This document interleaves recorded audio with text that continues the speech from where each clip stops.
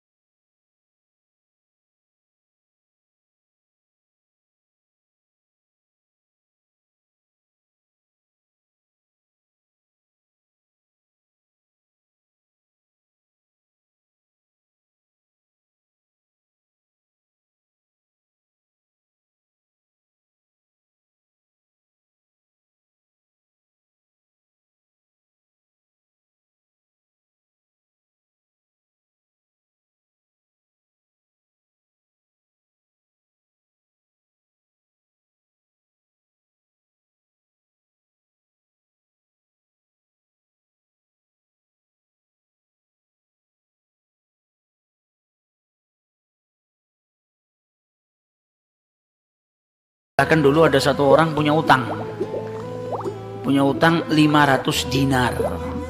Dia punya utang banyak sama orang, kemudian datang waktunya semua pada nagih, maka dia kebingungan, nggak punya uang. Akhirnya dia pergi ke salah seorang saudagar, dia pinjam uang 500 dinar. Diberikan sama saudagar tadi. Sebelum diberikan ditanya, kapan mau kau kembalikan uang ini? Maka dia berkata, insya Allah di tanggal sekian saya kembalikan. Uang itu diambil, dia bayarkan hutangnya satu persatu. Selesai dibayarkan tidak tersisa uangnya. Nggak ada sisa modal untuk dia putarkan supaya bisa bayar hutangnya yang 500 dinar ini. Karena apa? Memang dia pinjam sesuai dengan kadar hutangnya. Sampai ketika datang waktu jatuh tempo, yang punya uang datang ke rumahnya nagih, mana uang 500 dinar yang kau pinjam? Kau janji hari ini akan melunasinya. Maka dia bilang, demi Allah, sepeser pun saya nggak punya. Saya belum mendapatkan apa-apa untuk saya bayarkan kepada dirimu. Maka yang punya uang nggak mau tahu. Engkau janji tanggal sekian mau kau bayar, sekarang sudah jatuh temponya, maka bayar hutangmu sesuai dengan ucapanmu. Dia bilang, saya nggak punya. Kalau begitu ayo pergi ke Qadhi, pergi ke hakim. Nggak benar ini perbuatanmu. Maka yang ngutang tadi dibawa sama yang punya uang ke hakim. Diceritakan perkaranya, ditanya sama hakim, kenapa tidak kau bayar hutangmu? Bukankah engkau berjanji hari ini akan melunasinya? Dia bilang, iya saya berjanji, tapi saya nggak punya uang. Saya bukan pengkhianat, bukan orang yang mau berdusta. Kalau berdusta saya akan bilang saya nggak punya uang.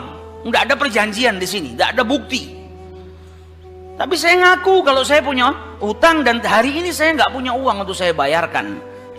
Maka Qadhi berkata, apa? Kalau begitu kau melanggar janjimu, maka engkau harus dihukum, engkau harus dipenjara. Maka yang utang tadi bilang apa? Kalau begitu ya sudah, kalau memang hukumannya saya harus dipenjara karena saya nggak bayar utang, ya sudah saya terima. Tapi tolong berikan saya waktu 1 hari. Saya mau kembali ke rumah saya mau izin dengan istri dan anak-anak saya. Besok saya akan kembali ke sini lagi dan masukkan saya ke dalam penjara. Maka sang hakim berkata apa? Bagaimana mungkin saya bisa percaya dengan dirimu? Siapa yang menjamin dirimu? Kalau ada yang menjamin kau bakal kembali ke sini, maka saya lepaskan. Dia bilang, ya Qadhi, kalau saya niat lari, sudah dari kemarin-kemarin saya lari. Kalau saya niat lari, saya nggak datang ke sini. Maka percayalah saya akan kembali di esok hari. Maka kata Qadhi, jaminannya apa? Akhirnya lelaki tadi bilang apa? Jaminannya yang menjamin saya adalah Rasulullah SAW. Maka sang hakim bingung. Maksudmu yang menjamin Rasulullah ini bagaimana? Dibilang, ya hakim, kalau saya besok nggak kembali ke tempat ini, saya bersedia ditolak menjadi umatnya Nabi besar Muhammad SAW. Ini tidak main-main sumpahnya. Dan ini bukan sembarang orang, memang orang yang soleh. Dia bilang, berikan saya waktu sebentar, saya kembali kepada keluarga saya pamit dengan istri saya, besok saya kembali. Saya bersumpah dan saya siap dikeluarkan dari umatnya Rasulullah, nggak dianggap sama Rasulullah kalau sampai saya berdusta. Maka si hakim tadi mendengar sumpahnya seperti ini, akhirnya dipercaya. Kalau begitu kembalilah. Maka dia kembali ke rumah, dia ceritakan kepada istrinya, dia minta izin sama istrinya, suamimu ini mungkin besok di penjara karena nggak bisa bayar utang. Kata istrinya, kalau kau dihukum penjara, terus apa yang bisa membuatmu keluar sekarang ini? Kok tidak langsung di penjara, kok bisa kembali ke rumah? Kata suaminya, karena saya mendapatkan jaminan. Dari siapa? Dari Rasulullah. Dia ceritakan, saya bersumpah kalau saya nggak kembali di esok hari, saya rela tidak dianggap sebagai umatnya Rasulullah SAW. Maka istrinya berkata, selagi engkau ini mendapat jaminan dari Rasulullah atau kau menjaminkan Rasulullah SAW, maka ayo kita perbanyak sholawat. Semoga Nabi besar Muhammad SAW benar-benar menjamin dirimu. Karena sholawat itu manfaatnya besar. Sholawat ini berkahnya luar biasa. Maka si suami sama si istri kemudian diperbanyak sholawat, membaca sholawat yang sangat banyak sampai mereka akhirnya tertidur. Yang laki yang punya utang tadi ketika tidur mimpi berjumpa dengan Rasulullah SAW. Dan Nabi dalam haditsnya telah bersabda, man ra'ani fakat ra'ani haqqa. Siapa yang mimpi berjumpa dengan diriku, maka sesungguhnya itu aku. Karena syaitan gak bisa menyerupai Nabi besar Muhammad SAW.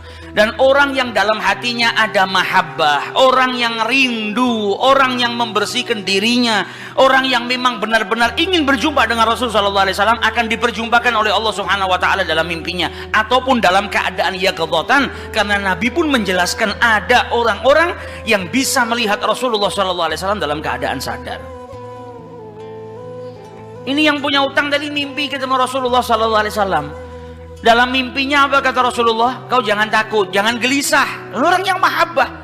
Baca sholawatnya bukan sekedar baca, tapi baca dari lubuk hatinya, baca dengan penuh kecintaan. Mimpi berjumpa dengan Rasulullah dan berkahnya sholawat tadi bisa menyelamatkan orang.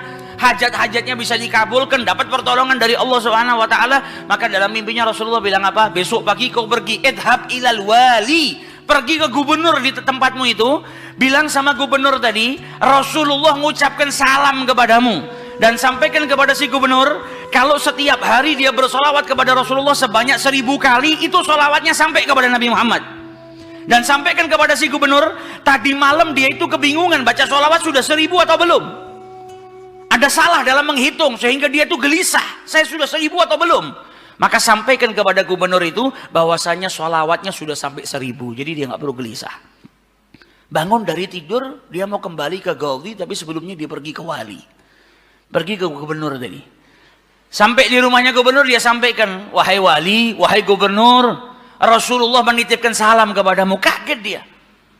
Orang yang selama ini dia sholawati, gubernur ini gubernur yang cinta kepada Rasul Sallallahu Alaihi Wasallam, tiba-tiba ada orang yang datang bawakan salam dari Rasul Sallallahu Alaihi Wasallam. Nabi Muhammad berkata kepadamu, wahai gubernur, sholawatmu yang kau baca 1000 kali setiap hari sampai kepada Rasulullah. Dan tadi malam ketika engkau kebingungan sholawatmu itu sudah 1000 atau belum, ternyata sudah 1000. Nabi ngabarkan kau jangan takut, jangan gelisah, karena sholawatmu seperti biasa, istiqomah kau baca, jumlahnya sudah 1000. Dan Nabi Muhammad minta engkau bantu diri saya untuk melunasi hutang. Maka saking gembiranya dapat salam dari Rasulullah, dapat kabar kalau sholawatnya yang selama ini dia baca sampai kepada Rasulullah SAW. Ditanya utangmu berapa? 500 dinar. Diambilkan 500 dinar dari Baitul Mal. Setelah itu diambilkan lagi 2.500 dinar dari uang pribadinya. Ini hadiah buat dirimu karena kau datang bawa kabar gembira kepadaku, yaitu Rasulullah SAW mengucapkan salam kepadaku. Mahabbah. Kita belum tentu, kalau mungkin andai ada orang yang mimpi berjumpa dengan Rasulullah, kemudian Nabi mengucapkan salam kepada kita, belum tentu kita bahagia sampai bisa mengeluarkan harta seperti itu. Tapi orang-orang yang mahabbah, kecintaannya sama Rasulullah luar biasa. Maka dia pulang dari rumahnya si gubernur tadi bawa uang 3.000 dinar. Utangnya cuma 500 dinar. Berkat sholawat dia bisa melunasi hutangnya. Maka dia pergi ke rumah qadhi, sebagaimana janjinya dia akan kembali.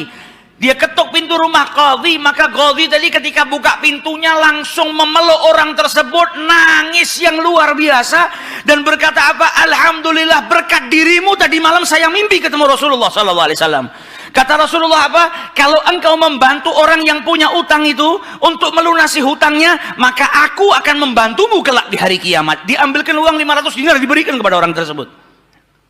Sampai Ghazinya pun diimpiin sama Rasulullah SAW. Keluar dari rumahnya Ghazi bawa uang berapa? 3.500 dinar. Dia pergi ke tempat orang yang dia utangi mau bayar utangnya. Ketika sampai di rumah orang tersebut, orang yang dia utangi tadi sudah berada di depan rumah nunggu kedatangannya. Ketika ini yang punya utang datang, langsung dipeluk, dicium, sambil menangis mengucapkan terima kasih, berkat dirimu tadi malam saya mimpi ketemu Rasulullah. Kata Rasulullah, kalau kau bebaskan utangnya fulan, kelak kau akan aku bantu, aku berikan syafaat kepadamu di hari kiamat. Utangmu jangan dibayar, dan ini ada hadiah untukmu 500 dinar. Berangkat dari rumah punya utang 500 dinar.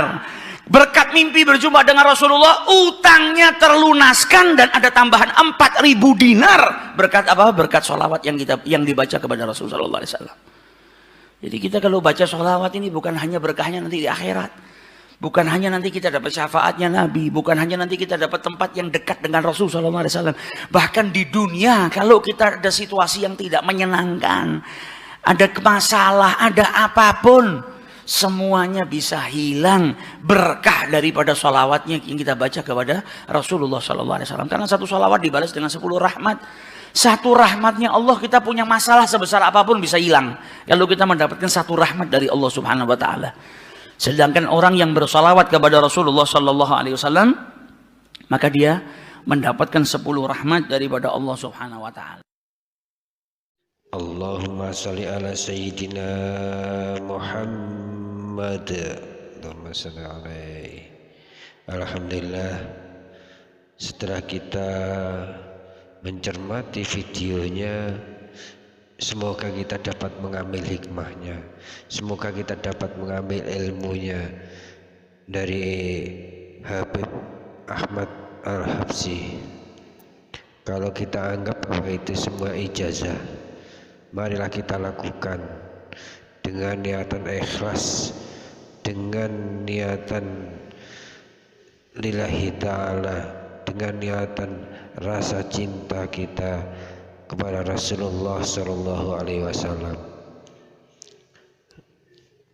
Marilah kita petik beberapa kata, beberapa kalimat yang merujuk bagaimana kedahsyatan sholawat yang telah disampaikan beliau. Kalau kita mau menjalani, yang pertama hendaklah kita dengan ikhlas dan istiqomah. Sekian dan terima kasih. Wassalamualaikum warahmatullahi wabarakatuh.